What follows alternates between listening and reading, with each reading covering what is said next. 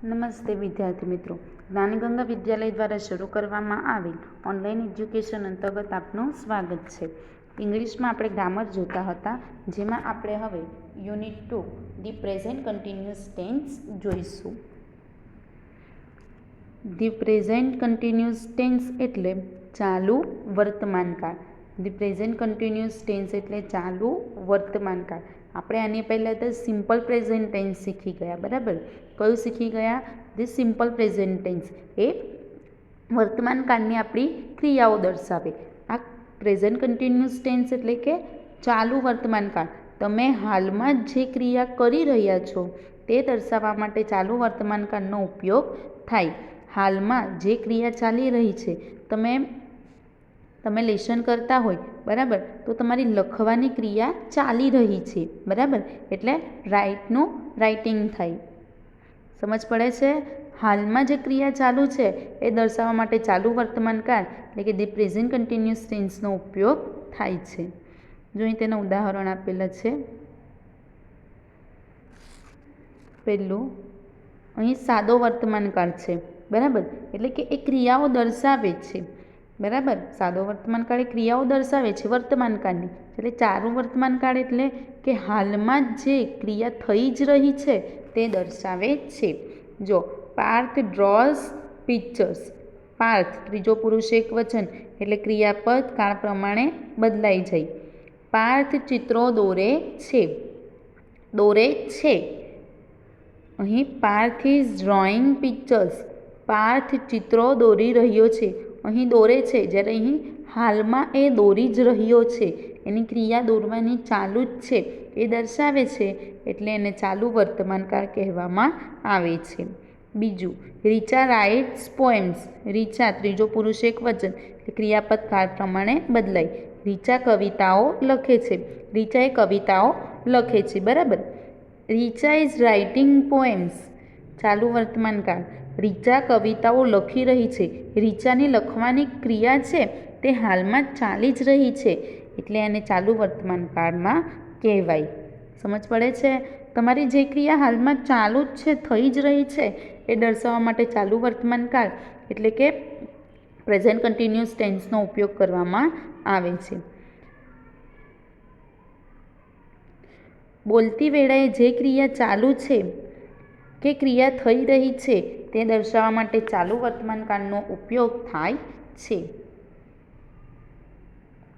આપણે આગળ પણ શીખી ગયેલા, બરાબર, આઈએનજી લખવાનું.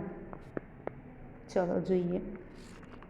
ચાલુ વર્તમાન કાળમાં મુખ્ય ક્રિયાપદ આઈએનજી જોડવામાં આવે છે.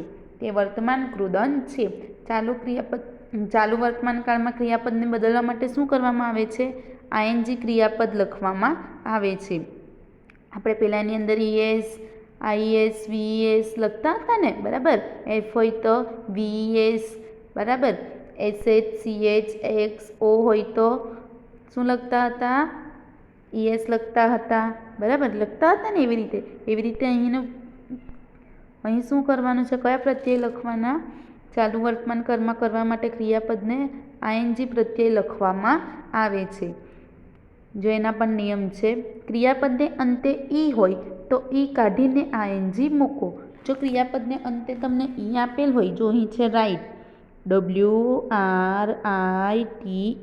છેલ્લે ઈ છે, તો ઈ કાઢીને પછી આઈએનજી લખવું. અહીં જો ટેક, TAKE, ઈ છે છેલ્લે, તો ઈ કાઢીને આઈએનજી લખવું. એવી રીતે ત્રીજો નિયમ, ક્રિયાપદને અંતે સ્વર AEIOU પ્લસ વ્યંજન હોય તો વ્યંજન બેવડાવી આઈએનજી મૂકો. જો તમને ક્રિયાપદ આપેલ હોય, અહીં આપેલ છે સીટ, બરાબર, તો તમને ક્રિયાપદને અંતે સ્વર હોય, ક્રિયાપદને અંતે સ્વર પ્લસ વ્યંજન હોય તો વ્યંજન બેવડાવીને આઈએનજી મૂકો.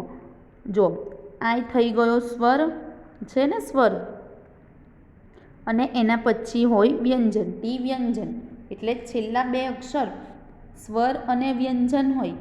છેલ્લા બે અક્ષર સ્વર અને વ્યંજન હોય. પહેલો સ્વર હોય, પછીનો વ્યંજન હોય, તો શું કરવાનું?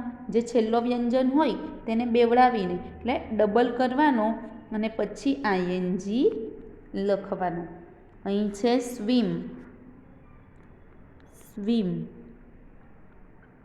તો આઈ એ શું થઈ ગયો? સ્વર. એમ શું થઈ ગયો? વ્યંજન. એટલે છેલ્લા બે અક્ષર કેવા થઈ ગયા? સ્વર અને વ્યંજન.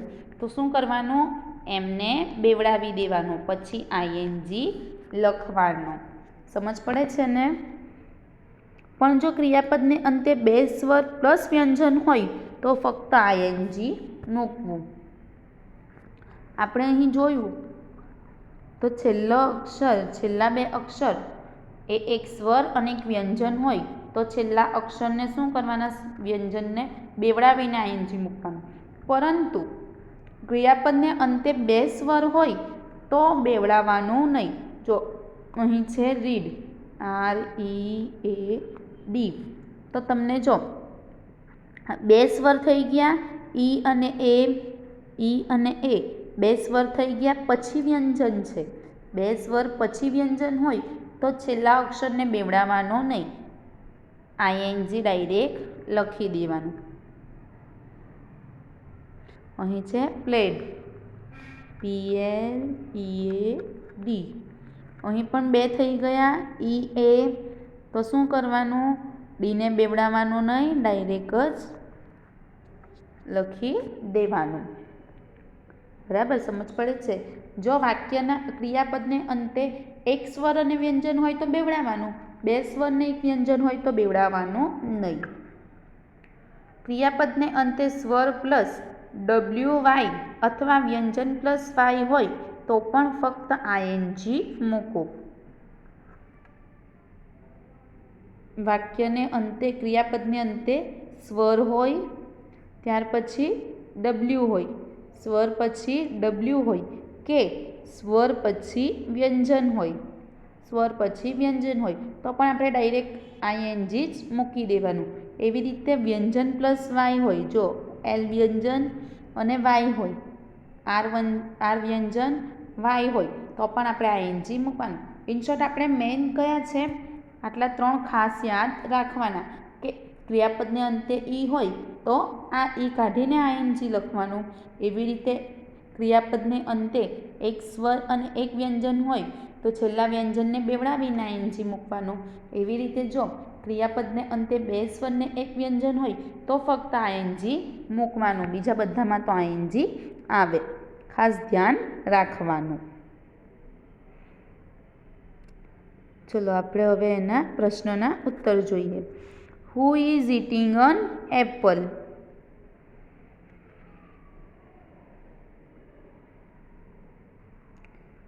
સફરજન કોણ ખાઈ રહ્યું છે? તો દીપક ઇઝ ઇટિંગ એન એપલ. દીપક સફરજન ખાઈ રહ્યો છે. We are eating an apple. અમે સફરજન ખાઈ રહ્યા છે. આપણે આની પહેલાં પણ આપણે જોઈ ગયેલા ને ટુ બી ક્રિયાપદના સાદા વર્તમાનકાળના રૂપો. બરાબર? પહેલો પુરુષ આઈ, પહેલો પુરુષ એક વચન આઈ, એની સાથે શું આવે? એમ. પહેલો પુરુષ બહુવચન વી, વી સાથે શું આવે? આર. બરાબર? બીજો પુરુષ એક વચન યુ, યુ સાથે આવશે આર. બીજો પુરુષ બહુવચન યુ, એની સાથે પણ આવશે આર. એવી રીતે ત્રીજો પુરુષ હી, શી, ઇટ, એની સાથે આવશે ઇઝ. એવી રીતે ત્રીજો પુરુષ બહુવચન ધે, એની સાથે પણ આવશે આર. બરાબર? આ તમને યાદ હોવું જોઈએ. એટલે અહીં તમને ખબર પડે કે ઇઝ, આર આપણે ક્યાં લખવાના છે. તો અહીં દીપક ત્રીજો પુરુષ એક વચન છે જવાબમાં, એટલે આવશે ઇઝ અને ઇટિંગ ઓન એપલ. અહીં વી છે. બરાબર? આઈનું બહુવચન વી, પહેલો પુરુષ બહુવચન, એટલે આવશે આર. Eating on Apple. અમે સફરજન ખાઈ રહ્યા છીએ. એવી રીતે બીજું છે what is Sanjana watching? Sanjana શું જોઈ રહી છે? તો સંજના કરતા ઇઝ ક્રિયાપદ watching a movie. Sanjana is watching a movie. Sanjana એક ફિલ્મ જોઈ રહી છે. What are they doing? તેઓ શું કરી રહ્યા છે? ધેયની સાથે આવશે આર. જવાબ કેવી રીતે આવશે? પહેલાં કરતા, ટુ બી ક્રિયાપદનું રૂપ, ત્યાર પછી જવાબ. What is they doing? તેઓ શું કરી રહ્યા છે? તો લર્નિંગ ઇંગ્લિશ આખો જવાબ છે. તેઓ અંગ્રેજી શીખી રહ્યા છે. બરાબર. ત્રીજું, where are the children playing? બાળકો ક્યાં રમી રહ્યા છે? તો the children are playing in the garden. The children are playing in the garden. બાળકો બગીચામાં રમી રહ્યા છે. એવી રીતે ચોથું, when is father coming house? પપ્પા ક્યારે ઘરે આવી રહ્યા છે? Father is coming home at 6 o'clock. Father is coming home at 6 o'clock. પપ્પા 6 વાગ્યે ઘરે આવી રહ્યા છે. એટલે આમાં જવાબ કેવી રીતે આવશે? પહેલાં કરતા, પછી ટુ બી ક્રિયાપદનું રૂપ એટલે ઇઝ આર એમ જે આવે તે, ત્યાર પછી આપણું ક્રિયાપદ આ પ્રમાણે બદલેલું ને પછી બીજું વાક્ય આવશે. તો સમજ પડીને ધી પ્રેઝન્ટ કન્ટિન્યુઅસ ટેન્સમાં. Thank you.